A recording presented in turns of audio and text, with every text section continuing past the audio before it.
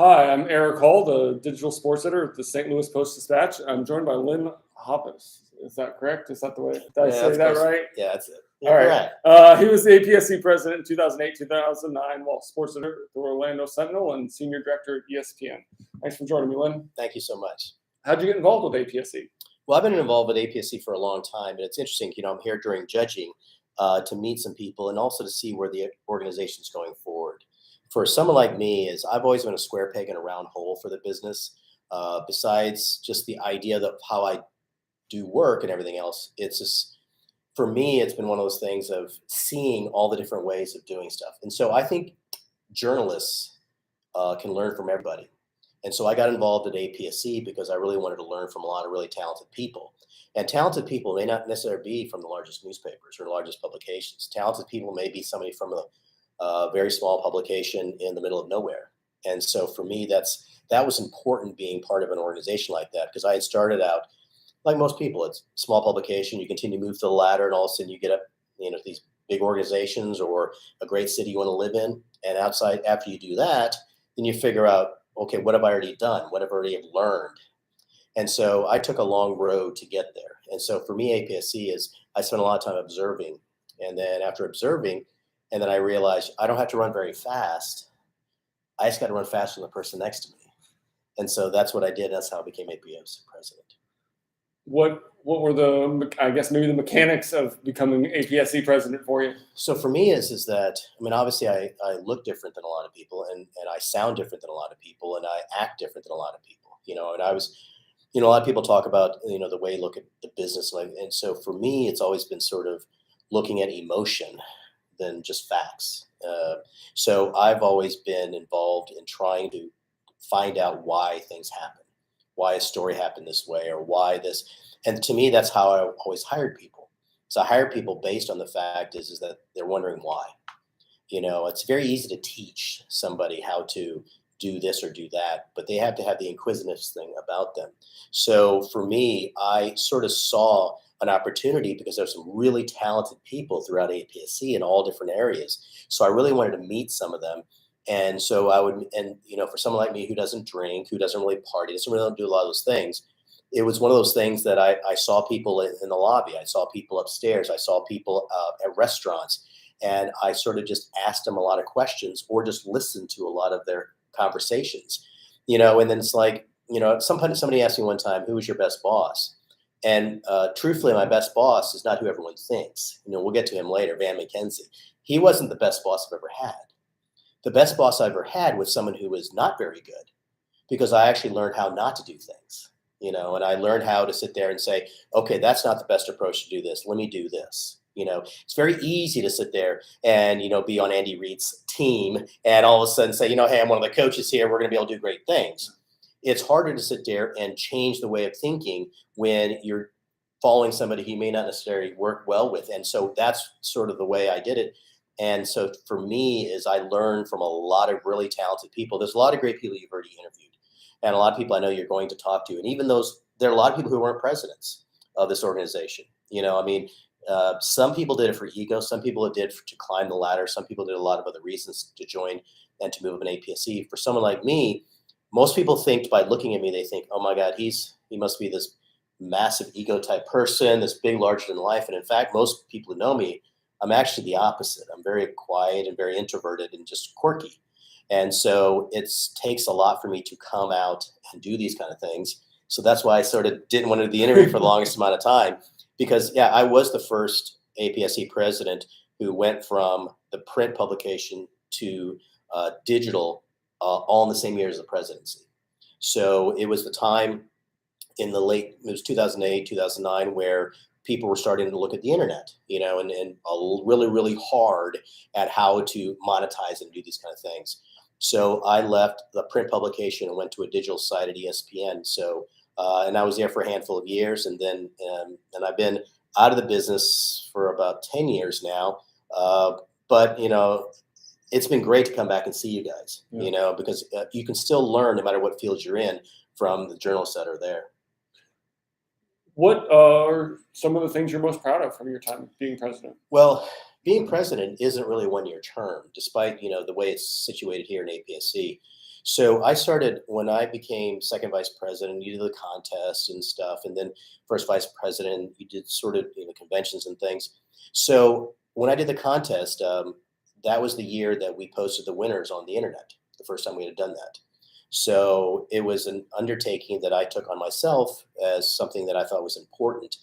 And it was something that was very hard to duplicate for a few years. And eventually a lot of people's websites got up to date and got to be able to do that, and then I saw the design of the structure of the organization. And I thought, hey, there's some things that could be done differently. And so, I said, you know what, we had two different people in different positions. And I said, they really should be a higher level. They're not a secretary and a treasurer. So I said, let's make them executive director. So that's what we did, and we did that. So then when I became president, and I love to tell the story. And so I was at a convention and I get up there and, a lot of times when you have a speech, you just have it written down. And so I actually threw the speech on the floor and I remembered, and I told you a couple of days ago, I saw the movie Under Siege, Steven Seagal and Tommy Lee Jones. And in the movie, there's a scene where they're trying to talk to Tommy Lee Jones that, and he's the bad guy, that, oh my God, that you're trying to live in this movement. Oh my God, the movement. And then Tommy Lee goes, you're exactly correct. It's not movement. Movement starts and it ends. He said, this is a revolution. Revolution starts and continues to go and continues to go. And I said, you tried to kill me, son of a bitch, but welcome to the revolution. So that's what my stance was. And that was sort of my creed when I became president, is that we in the business at the time, we had to sit there and change from print to digital, video, audio, and things like that. And we as an organization have to move. And so my mantra was welcome to the revolution. So when I became president, every day from that entire presidency, the 365 days, I wrote a blog about some sports journalism news or something like that. And I wasn't expecting someone to continue that, but it was one of those things that I thought people have to go to our website for a reason. And so they would go every day and they would see something. And so that was sort of what my impetus was. And so whoever wants to become president in the future needs to think like that. Think like it's not just a one-year term. You sort of just plant your seed going forward. And so, my presidency, I was after Mike Fannin, this, amazing editor, Kansas City. And then right after, my number two person was Gary Howard, who's obviously a lot of people know a lot of great things in his career. So we had a stretch of 3 or 4 of us that were just sort of, like dynamic type, loud, you could say, just very quirky people that were running at the time as the business was changing. And so I was very fortunate to be around a lot of really talented people in APSE and also in the staffs I've been on. I mean, I've been very blessed that a lot of people who, they always talk about the Orlando Sentinel as being one of the top publications, and one time we had, there were 5 former APSE presidents, Van McKenzie, Steve Doyle, John Sherva, Tim Stevens, and me were all presidents, either there at some point or before there, something like that. We were all there at one time, in the various incarnations. But there were many talented people, they're there. The Steve Ruiz's, Ileana, Ramon, who's here, Bill Sparrows, who's here, David Georgette, who is here, Johnny White. All these talented people are there. They all could be APSE presidents if they have it in them, like you could too. What you do, I think what you do is an amazing job. And a lot of people do. It's just whether that's in your, wheelhouse you want to do. Yeah. So you talked a little bit about one of the conventions when you were president. Do you have any other memories of conventions or conferences? So I stacked the deck. So before I became president, Orlando hosted the convention. And so opening night with assistance from Bill Hoffheimer, who's now at ESPN, he was at Disney. And we had a great relationship with Disney. So the opening night reception was at Disney. So imagine having a convention where your opening nights is at Epcot. And we picked everybody up in buses and we took them to that place. And then we had fireworks and food. And the closing convention event was a big carnival, like a big carnival, not a small one, like a big one. Everybody won prizes, big prizes. And the hotel was the Ritz-Carlton. And so So at that point, I said, you know what? Let me run for president. Let's see how it's going to go. And so that happened. I mean, for me, I love the cities that the convention's been in, but I love going to places, and I understand why you guys do that. Go to certain cities, but there are a lot of things that you can learn from not going to those other. You've been to New York many times or LA, whatever like that. I like going to cities like in Indianapolis, Pittsburgh, places that we used to have judging in Dana Point, California, stuff like that, where it was like cool little spots that you're really not expecting, where you learn a lot about a community. You also get a chance to see those publications there. That's what I think is that we as individuals, we need to continue to learn on a daily basis. We shouldn't stop learning. So, how has APSE helped you progress through your career? Well, okay, so APSE in the business has actually helped me in a lot of ways. One, it obviously got me a lot of different positions and a lot of different. I remember Paul Anger from the Miami Herald. I remember, Bill Dwyer, LA Times. I remember a lot of different people from New York, the New York Times, AP. When I was young, like you're young. So when I was young and I was pursued by a lot of publications, it was interesting because they would call other APSE people, what do you think about this person, type of thing. And so I thought that was really kind of cool. I never wanted to run from something. I wanted to run to something. So for me, I'd spent an enormous amount of time at the Orlando Sentinel, and then a good chunk of my career at Disney/ESPN. So I did not bounce around like that. So it allowed me to be able to, I remember going to certain cities, Arizona for an interview, and just seeing how they do their operation. And I was like, wow, okay, these are really talented people here. And one time I had a conversation with a former employee of mine. Well, she was talking about this great thing that was in New York. And she said, it's the best in the country. And I said, how do you know? And she said, well, it's in New York. And I said, I don't know. The greatest Thai restaurants may not be in New York or Chicago or LA. It could be in Salt Lake City. It could be in Tuscaloosa, Alabama, that kind of thing. Yeah. So I was trying to get people to understand that not everything that's bigger is better, So for me, it was one of those things that I got a lot of talking to a lot of talented people, and they're ones that are here right now that, that it's kind of funny talking to the sports editors because I don't really care where the publications they come from. Yeah. I really just talk to them as people. Yeah. And so I think there's great value in that. One is I'm not in the business anymore, so it's not like I'm trying to get a job or anything like that, but but I was never like that anyway. I was never the person running up to the New York Times, hey, I want to do this, or to Newsday at the time. I'd been at Newsday, I'd been in Chicago and stuff.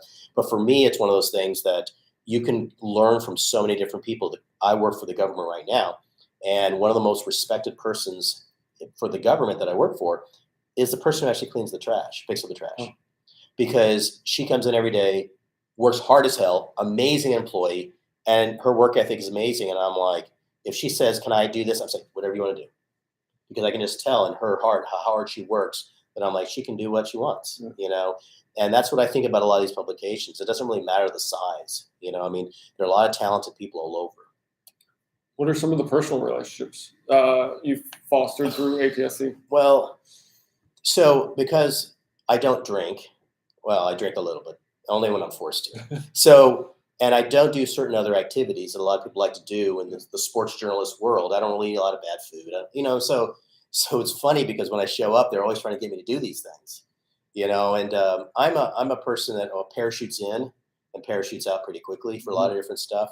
So a lot of times when they see me, they're like, oh my God, we haven't seen you. And I said, I know, it's just how I am, So I see a lot of people here that I can see that still have that in their eye, that drive to be great, and to me, that's always one reason why I keep coming back is because when I was at your opening meeting a few days ago and I saw a lot of young people there, I looked at their eyes and I saw them. It's like a new employee working at a restaurant. They're all smiling.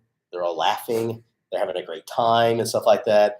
And I'm just glad nothing's beating them out of it, and this business is very, very difficult, and what you guys are doing is such an amazing thing that, I think you guys need to figure out where those lines are on the left and right and figure to stay in the lines. But at the same time, you really need to figure out how to go forward in an inventive way. My perspective is sometimes I see some of these meetings, I'm like going, is this a replay from 5 years ago, 10 years ago, 15 years ago? And that's no fault, but it's when you have an organization that has, when you switch over leadership like you do, everyone always loves to come in and say, hey, I got an idea how I want to change this. I'm like, okay, that didn't work 7 times you tried it previously. Go for it, But I think that there's a lot of great minds who have left the business who should come back. And even if you do like I do, just come in here and get the free appetizers at the reception and stuff like that, and sit there. I got a free cookie at your hotel. Yeah. I didn't get free parking, so we'll talk about that later. But outside of that, it's one of those things that I think that there's so many people here that you can actually create a scenario where you can learn from, and at the same time come up with new inventive ideas for those of us who've left the business doing other things, where we can sit there and say, you know what, let's come up with some different ways of doing that. We tried when I was president, and even before me and you, Jim Jenks and Fannin and Howard, we were looking at a lot of different sponsorships at the time. We had come up with some different ways of bringing in money. And I know Tommy was trying to do some of that following his presidency to bring in some more different revenue streams. So I think those are things that need to continue to happen for this organization, to continue to not just to strive and throughout. It's like, I saw a lot of the meetings were about the youth, about the student chapters, about the young writers and young editors and the diversity and everything else, which I think is all really great. It's figuring out how to sit there and channel all that to be where you can actually put it in action, and so I think there's still a lot of growth here. And I don't, it's a really, every year can be a clean slate, and so that's sort of why, that I sort of led that certain way. And I sort of loved being part of this organization is it's not a Titanic. This is not the Titanic. This is not The Walking Dead.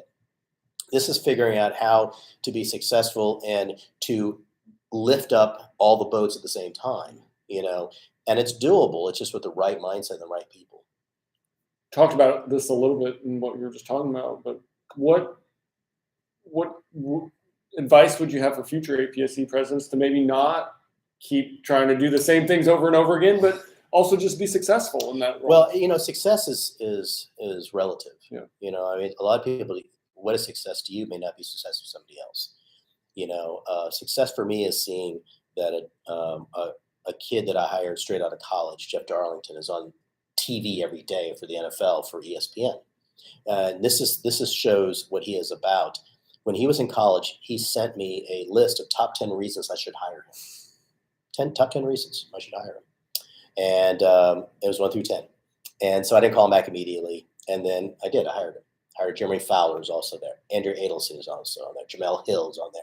So I had done a lot of these hires, but I think where I see how this organization can change a little bit is to basically to clean slate and have a blank canvas and say, you know what, Robert's Rules of Order, we're going to push it aside. We're going to redo the entire organization. A lot of your discussion about what to do with the regions. Hey, we're knocking down to 4. Well, Robert's Rules of Order, we've got to sit there and have the votes. We need all these things. There's a lot of cool paperwork needs to be done to change all those things. Why? This organization doesn't really need some of those things anymore. Yeah. Do you really need to sit there and follow that, the idea? Doesn't mean you just discard all of it, but why don't you sit there and say, you know what? We're not in that position now. We can't take 6 months to do something. We need to get things done in 6 days. Yeah. The contest. How are we going to change all that? How are we going to do this? A lot of times there's infighting on a lot of different things about, hey, if we do this, these categories enter this and that type of thing. I remember when I was heading the judging in the contest, and it was such a big deal about late entries. We can't get you in there. And I was like, okay, really? We did a Marty Paws dog event this couple days ago, and what I do. And so we had 34 dogs. 4 dogs showed after the time. 4 dogs literally showed up when we were starting it. They look at me and I go, put those damn dogs in. Come on, people. Seriously? It's the same thing. Yeah. If it's the best work, it's the best work. It's one thing to sit there and have hard and fast rules, but it's another to sit there and understand what everyone's going through. And so I think this organization has the real potential to sit there and, we had a conversation a couple of days ago. A lot of the student chapters, a lot of the young people, the way they write in text. I'm sure you do too. I do how are you in abbreviations. Okay, not the greatest, but does that mean people don't understand what's going on? Yeah. So why can't you do that with the organization itself? just decide, okay, what is more important for us? What's more important for us is to sit there and be a viable organization moving forward. Do we need to sit there and try to be antiquated and follow everything we've done for the last 40, 50 years of the organization? There's some truth to that, but at the same time, to be able to sit there and get people engaged and energized is you need to sit there and realize what is most important. And I think what's most important is, in this contest, is obviously the awards themselves, but at the same time is making sure that everyone understands that, what they do is valued in some way, because we all know people who've won many, many APSE awards. I mean, I had stacks of them. I still got laid off, Yeah. So even those kind of things, it doesn't necessarily translate to, oh my God, and you have to realize that for someone like myself, I always, when I worked in the entertainment business, and I always asked these celebrities this one question, and I said, when were you at peace? And to me, someone said to me, when were you at peace, Lynn? And I was at peace at the age of 31. And someone said, how do you know? And I said, I was at peace when a coworker of mine got promoted, and instead of being jealous, I was happy. I said, that's when I knew I was at peace. And so I think we, as in our businesses and a lot of these businesses, sort of Zen-like discussions, but I think we got to find where our peace is, and what's important. And some of the things that people argue about are not as important as they should be. Yeah. So, yeah. Is there anything else you want to add, or any other stories you want to share? Or? No, not, what the thing is that, I'm reluctant to do these kind of things. It's funny when I've been in different publications and I didn't, do a lot of this kind of stuff, because for me, it's never about me. A lot of people, it's really about the staffs and the people I've worked for and worked with. It's so funny because, a lot of people, when Kareem Abdul-Jabbar, and the whole thing with LeBron James, and I was looking through my phone and I realized I could just call him Kareem because I had his cell phone number. Yeah. I had edited Kareem Abdul-Jabbar, edited his copy. Yeah. And that's just a weird thing to tell people. Yeah, what were you doing? So when you looked at my phone, you're like, wait, yeah.